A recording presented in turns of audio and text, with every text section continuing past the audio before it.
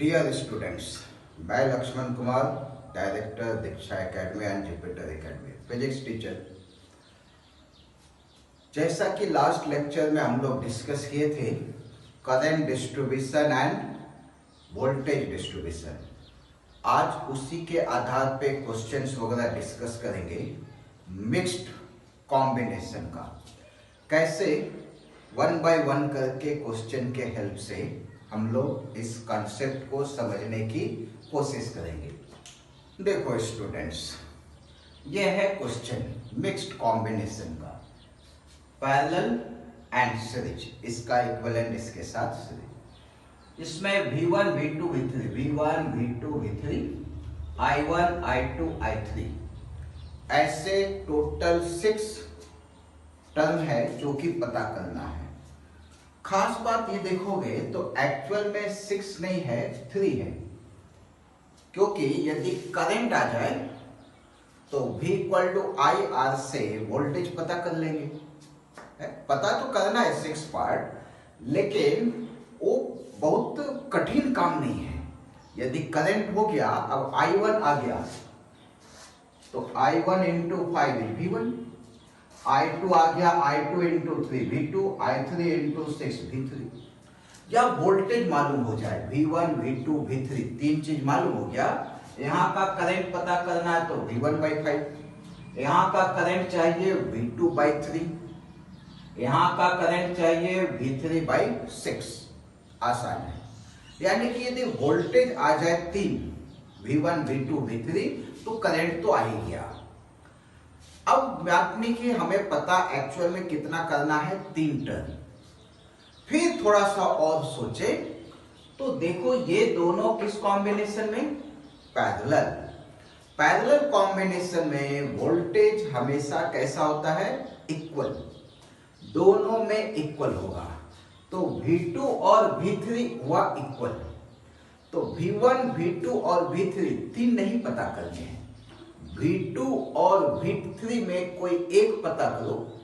V1 तो मालूम है, इन दोनों में कोई एक, तो बचे कितने अननोन, 2। क्वेश्चन में लिखा है 6, एक्चुअल में हुए 2 है। बाकी सिंपल कैलकुलेशन पता तो सभी करने हैं, सिंपल कैलकुलेशन। तो 2 पॉइंट पे फोकस करो, V1 पे और V2 पे, या V1 और V3, कोई फर्क नहीं पड़ता। तो सबसे पहला काम मिक्स्ड कॉम्बिनेशन में क्या होता है, सर्किट को सिंप्लीफाई करना। सर्किट को सिंप्लीफाई करके उसको जितने भी पार्ट है, सभी के सभी पार्ट या तो सीरीज में होने चाहिए या फिर सभी के सभी आपस में पैरेलल में होना चाहिए। यही कंडीशन है, सभी के सभी आपस में पैरेलल हो या सभी के सभी सीरीज, तभी आगे का डिस्कशन होगा। तो यहां पे अभी मिक्स्ड है, सभी के सभी को पैरेलल, ये दोनों तो पैरेलल है ही, क्या इसको इसके पैरेलल बना सकते, नहीं। लेकिन इसका इक्विवेलेंट यदि पता करें इन दोनों का, तो ये इसके साथ किस कॉम्बिनेशन में हो जाएगा, सीरीज हो गया ना। तो सभी के सभी यदि सीरीज में आ गए तो हम लोग वोल्टेज आसानी से पता कर सकते, सभी के सभी पैरेलल में हो जाता तो करंट आसानी से आ जाता है कि नहीं। और इस तरह से कैलकुलेशन सिंपल वे में किया जा सकता है। अभी के टाइम पे जो है हमें सभी को क्या करना होगा, सीरीज में कन्वर्ट करना है। मतलब इन दोनों का क्या करना होगा, हमें इक्विवेलेंट लिखना होगा। करेक्ट है। इन दोनों का इक्विवेलेंट लिखेंगे तो कितना आ जाएगा, तो 1 लिया, इधर 5, 3 और 6 का इक्विवेलेंट बताओ कितना होगा। First calculation, R1 R2 by R1 plus R2, 3 × 6 by 3 plus 6, 3 × 6 18 और 3 plus 6 9, 2। तो ये हुआ 5 ओम और ये हुआ 2 ओम, और फिर ये कनेक्टेड है यहाँ पे कितने वोल्टेज से, 35 वोल्ट से। ये रहा V1, V2 V3 सेम है, होना भी चाहिए। तो यहां कोई भी नाम दे दो जो तुम्हें पसंद हो, V2 दे देते, पहला है तो V2। अब V1 V2 सीरीज कॉम्बिनेशन का कंसेप्ट लगाया जाए।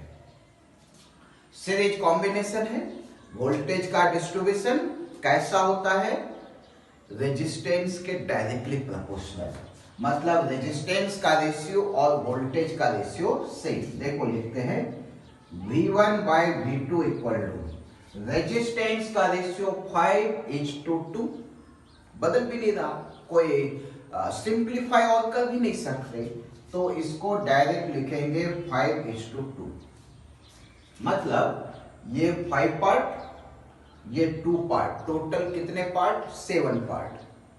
7 पार्ट इज 35 वोल्ट। 7 पार्ट किसके इक्वल हुआ? 35 वोल्ट। तो 1 पार्ट कितने के इक्वल हुआ? 1 part is equal to 5 volt. Correct है? 7 पार्ट में 35, सो 1 पार्ट इज 5 वोल्ट। अब 1 पार्ट 5 वोल्ट हुआ, V1 कितने पार्ट है? 5 पार्ट है, तो 5 into 5 25 वोल्ट, और V2 कितने पार्ट है? 2 पार्ट, 2 into 5 मतलब 10 वोल्ट। हो गया, V1 V2 आ गया। अब सब आंसर यहाँ पे लिखने का बचा, सिर्फ आंसर लिखने का। देखो सबसे पहले V1 25, V2 10, V3 V2 के इक्वल, ये भी 10, I1 V1 by R 25 by 5 ampere, I2 V2 by R2, V2 10 और R2 3, 10 by 3 ampere, I3 V3 by R3, V3 भी 10 और R3 6, 5 by 3 एम्पियर। ओके, बाकी सिंपल कैलकुलेशन यही कर। तो जिस कॉम्बिनेशन में जैसा भी हो, या तो पूरा सीरीज में बदल दो या पूरा पैरेलल में बदलो, उसके बाद अपना डिस्ट्रीब्यूशन का जो टर्म है उसी को लगाओ। समझ गए? नोट करो इसको। देखो स्टूडेंट्स, ये रहा एक नया question, V1 V2 V3, V1 V2 V3 current I1 I2 I3 पता करने, करेक्ट है? अब इसमें किस तरह से पता करेंगे, तो फिर से वही सोचो जो पिछली बार कहे थे, पूरा का पूरा कॉम्बिनेशन या तो सीरीज में बनाओ या सभी कॉम्बिनेशन को पैरेलल में बदलो। तो देखो यहाँ पे पैरेलल में बदले तो ये 30 है, इन दोनों का इक्विवेलेंट यदि लिखे तो इसके साथ किस कॉम्बिनेशन में होगा? पैरेलल में ही होगा। और जब पैरेलल में है मतलब इस बार पैरेलल कॉम्बिनेशन का कंसेप्ट लगा के सॉल्व करना चाहिए, करेक्ट? पैरेलल वाले में बेसिक तरीके से, स्टार्टिंग तरीके से जाने की जरूरत नहीं, जब तक करंट न दिया हो। अभी के टाइम पे क्या दे रखा? वोल्टेज, ये भी तरीका है। यदि वोल्टेज दे रखा हो, टोटल वोल्टेज, तो सिंपल होता है, क्योंकि जब ये 6 वोल्ट है तो यहां से यहां तक भी कितना होगा? 6 वोल्ट ही है ना, ऐसा करके आए 6 वोल्ट, और इस पे भी दोनों मिला के कितना होगा? 6 वोल्ट होगा, करेक्ट है ना? तो जब वोल्टेज दे रखा है तो ये सिंपल हो गया। कैसा? तो यहां 6 वोल्ट हुआ, तो सबसे पहले यहां का वोल्टेज मालूम हो क्या? कौन सा? V3। 6 वोल्ट यहां से यहां तक है, मतलब V1 और V2 मिलके 6 है, यानी 6 का डिस्ट्रीब्यूशन इन दोनों पे है, दो कॉम्बिनेशन पे। तो 6 जो डिस्ट्रीब्यूटेड है उसको इसमें और इसमें सीरीज कॉम्बिनेशन के हेल्प से डिस्ट्रीब्यूट कर सकते हैं। तो कैसे? देखो V1 by V2 equal to resistance 5:10, 5 by 10 simplify करेंगे तो 1/2, मतलब V1 by V2 कितना हो गया? 1/2, यानी कि V1 हुआ 1 पार्ट और V2 हुआ 2 पार्ट, टोटल कितने पार्ट हो गए? 3। ये 1 पार्ट, ये 2 पार्ट, टोटल हो गए 3 पार्ट। 3 पार्ट में कितने वोल्टेज है? 6 वोल्ट। 3 पार्ट में 6 वोल्ट है, so 1 part is equal to 2 volt. तो V1 कितना आ जाएगा? 2 वोल्ट, और V2 2 पार्ट है, यानी कि कितना? 4 वोल्ट, करेक्ट? V3 तो जो है वही का वही, V3 इक्वल टू 6 वोल्ट, सही। अब करंट का आ जाओ, I2 इक्वल टू I2।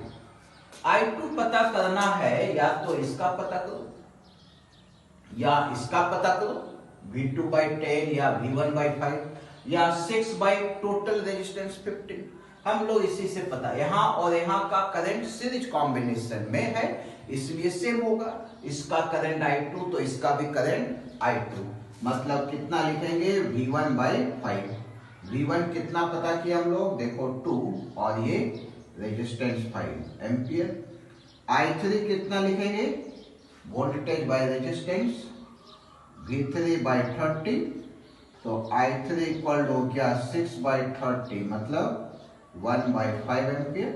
तो I1 क्या होगा, I1 अब पता करना है तो इन दोनों का एडिशन, तो इन दोनों को ऐड किया जाए, I2 plus I3 2/5 plus 1/5 is 3/5 ampere. Okay, सारे कैलकुलेशन एक आया। मेन पार्ट क्या है, एक दो पार्ट ही होता है जो पता करना मुश्किल रहता है, बाकी सभी तो उसके साथ रिलेटेड होते, तुरंत फटाफट फटाफट कैलकुलेट करते जाओ, आते जाएगा।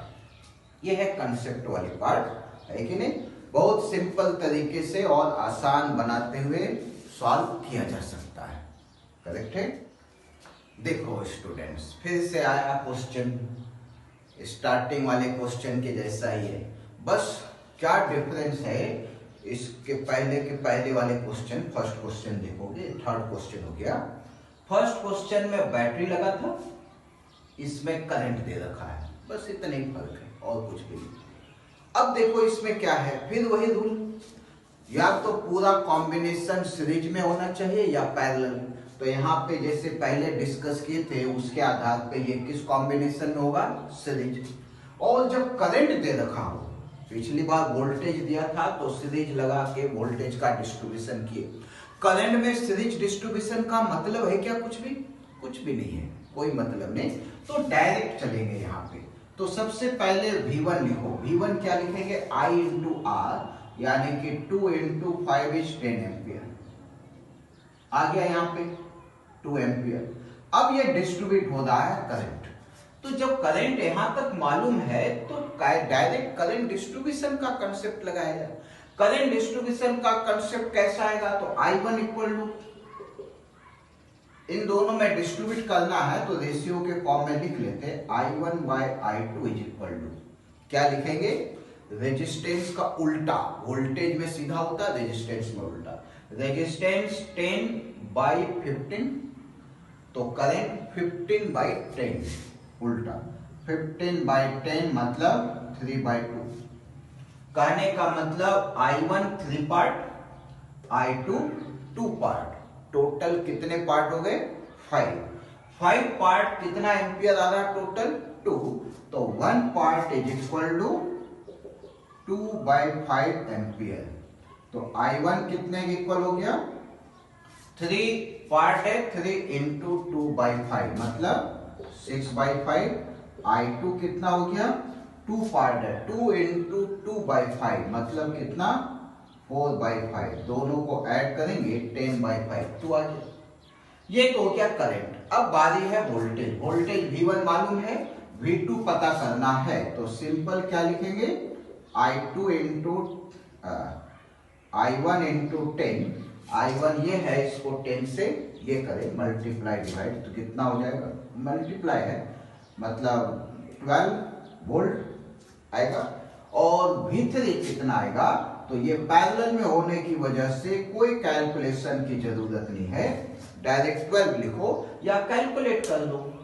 IR I2 4/5 into 15, 4/5 into 15, 4 into 3 12 आ गई। सिंपल है बहुत। क्या दे रखा है उसके आधार, करंट दे रखा है, सीरीज कॉम्बिनेशन है, तो उतना झाल तालमेल कुछ भी जरूरत नहीं, यहां से चले इधर डिस्ट्रीब्यूट कर दी। बैटरी दिया रहता तो इसका इक्विवेलेंट निकाल के जैसे पहले किए उस तरह से पता कर सकते हैं। बहुत सिंपल तरीके से या तो सीरीज में बदल लो या पैरेलल, उसके आधार पे कैलकुलेट कर सकते हैं। देखो स्टूडेंट्स, ये फिर नया क्वेश्चन, सेकेंड क्वेश्चन के जैसा, ये 4th नंबर हुआ। पिछली बार वोल्टेज दिया था, इस बार करंट। अब क्या करेंगे, तो पिछली बार वोल्टेज दिया था तो कुछ सिंप्लीफाई करने की जरूरत नहीं, पैरेलल में सब में सेम ही वोल्टेज होता है।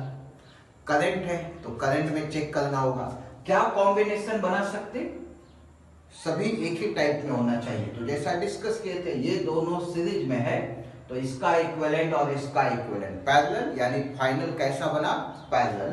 तो फाइनल पैरेलल का डायग्राम इस बार बनाना पड़ेगा। करंट है तो ऊपर में कितने हो गए 15 और नीचे कितना हो गया 20। यहाँ का वोल्टेज V3 ले लिए, इधर V1 और V2 दोनों मिला के V3 आएगा ऐसा। ये करंट चला 5 एम्पियर, ऊपर में करंट जाएगा I1 और इधर करंट जाएगा I2, यानी जो करंट 5 एम्पियर है वो इधर और इधर डिस्ट्रीब्यूट हो रहा है। ये करंट डिस्ट्रीब्यूशन का कंसेप्ट, ये दो पार्ट में यहां से इधर गया तो इसका इक्विवेलेंट पता करो। बहुत सिंपल है, खुद से देखने से पता चल जाता, वैसा कुछ रूल वगैरह याद रखने की जरूरत नहीं पड़ती है। लॉजिकल वे में सोचो तो बहुत आसानी से एक्सप्लेन होता हुआ नजर आता। अब I1 I2 का रेशियो, करंट का रेशियो लिखना है तो रेजिस्टेंस का उल्टा, रेजिस्टेंस का रेशियो 15:20, 15/20। तो करंट का उल्टा क्या लिखेंगे 20/15 मतलब 4/3, यानी कि I1 4 पार्ट और I2 3 पार्ट। तो I1 4 पार्ट हुआ और I2 3 पार्ट हुआ, टोटल कितने पार्ट हो गए 7 पार्ट। 7 पार्ट में कितने करंट जा रहे हैं 5 एम्पियर, तो 1 part is equal to 5/7 ampere, simple. तो I1 कितना होगा, I1 4 पार्ट है तो 4 इंटू 5/7 20/7। I2 कितना पार्ट है 3 पार्ट, 3 इंटू 5/7 मतलब कितना 15/7 ampere.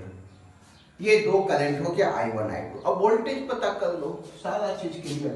V1 equal to I1 into 5, I1 यहाँ है उसको 5 से मल्टीप्लाई कर दो 100/7, लिख लो 20 इंटू 5/7, ऐसे भी समझ में आ जाता। V2 equal to 10 into I1, I1 है 20/7 और उसमें 10 से मल्टीप्लाई करो कितना आएगा 200/7। आ जाओ V3, I2 और 20, I2 कितना है 15/7, उसमें 20 से मल्टीप्लाई कर दो 50/7 इंटू 15 इंटू 20 कितना 300, सो इट इज 300/7 वोल्ट। अब देखो ये V3 है, यहां से यहां V1 plus V2, V1 plus V2 और V3 सेम होना चाहिए। ये चेक करने का भी तरीका, कभी कंफ्यूजन वगैरह लगे तो इसको चेक कर लो। V1 और V2 का समेशन कितना 300/7 है, मतलब हमारा कैलकुलेशन सही है, करेक्ट है। देखो स्टूडेंट्स, ये है नया question, find supply voltage VA। Resistance सब दे रखा और बहुत चुपके से देखोगे तो इधर लिखा है 2 एम्पियर, बाकी कहीं कुछ नहीं दिया है।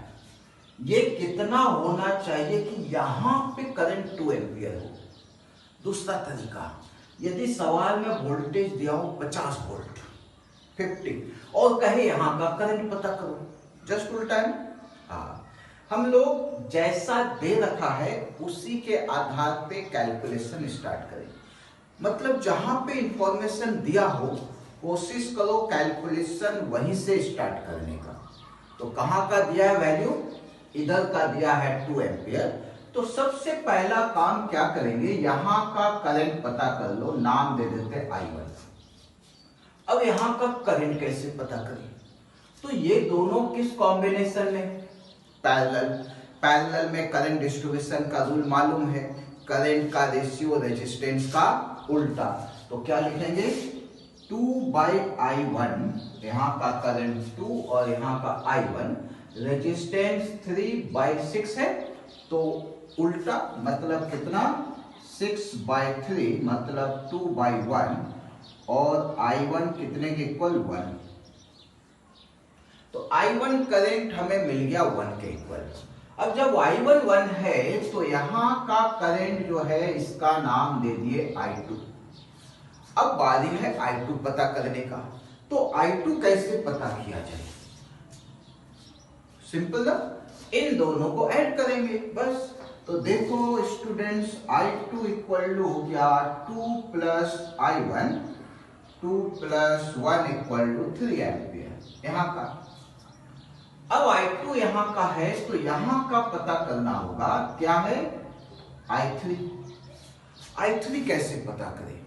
तो I3 पता करने के लिए फिर वही कॉम्बिनेशन I2 और I3 का, लेकिन ये I2 इसका पिन नहीं है, ये यहां से यहां तक पूरे का।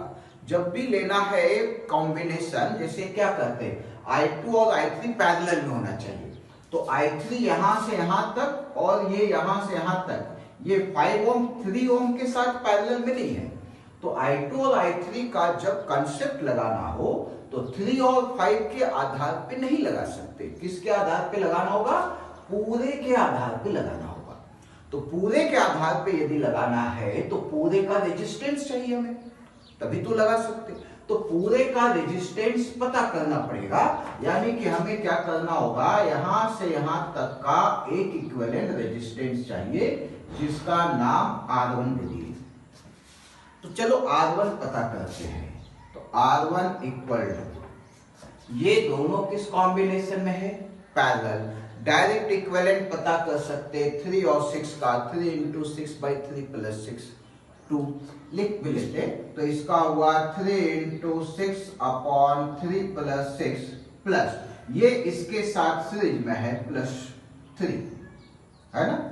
तो ये हुआ 2 और ये हुआ 3, दोनों मिलके कितने हो गए? 5। तो यहां का रेजिस्टेंस R1 जो बन के आया 5, और नीचे का भी कितना है? 5। अब सोचो, दोनों तरफ इक्वल इक्वल रेजिस्टेंस हो तो करंट अलग हो सकता है क्या? I1/R2, R2/R1, रेजिस्टेंस सेम तो करंट भी सेम, यानी कि हम लोग लिखेंगे so I3 is equal to I2 is equal to 3 ampere, यानी ये करंट जितना है उतना ही करंट यहाँ पे। एकदम स्टार्टिंग से, चलो टाइम टेकिंग है, टाइम लगेगा इसमें क्योंकि क्वेश्चन बड़ा है, ऐसा चुटकी नहीं होने वाला। हर क्वेश्चन का अलग अलग लिमिट रहता है। कोई क्वेश्चन डायरेक्ट किए, कंसेप्ट लगा के किए तो फास्ट होता है, कोई बहुत लेंदी है तो उसमें 1 बाय 1 करके, अब यहां से यहां डायरेक्ट तो पहुंच ही नहीं सकते, है कि नहीं। तो इसमें टाइम लगेगा, लेकिन बहुत सिंपल भी है। यहां से यहां का पता किए, फिर दोनों को ऐड किए यहां का, फिर इसके आधार पर इसको पता कर लिया। अब ये आ गया तो यहां पे करंट आएगा, इसको लिख दिए I4। चलो I4 पता करते हैं, किधर लिखे? उधर देखो, क्वेश्चन मिटा के लिखते हैं हम लोग।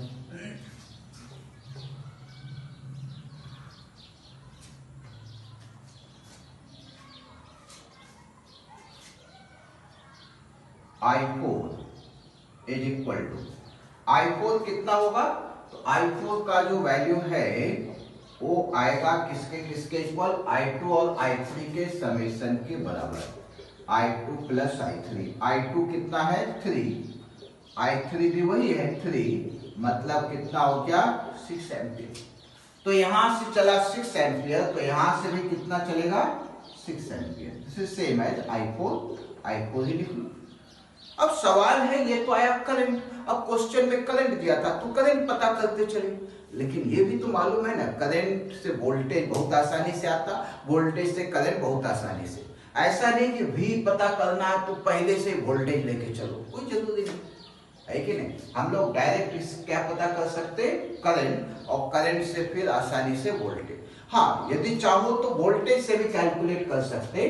यहाँ का वोल्टेज 3 इंटू 2 6, उसके बाद शुरू कर दो। लास्ट में उसके बारे में डिस्कस कर लेंगे, पहले इसको खत्म कर लेते। इधर का नोट कर लिए होगे। देखो उसके बाद अब I4 आ गया। अब आते हैं वोल्टेज पे। तो वोल्टेज पता करना है तो क्या करेंगे? ऐसा करते, यहां से यहां का वोल्टेज का नाम दे दिए V1 और इसका वोल्टेज दे दिए V2। अब कोई भी पर्सन ऐसा चल रहा हो तो ऐसा चलेगा, पहले V1 मिला, फिर उसको V2 मिला, वापस आ गया। ये V2 है तो यहां से हमें V2 होगा, तो दोनों मिला के ये पूरे कॉम्बिनेशन का कितना है? V2। तो V1 और ये V2 is equal to V, यानी V equal to V1 plus V2।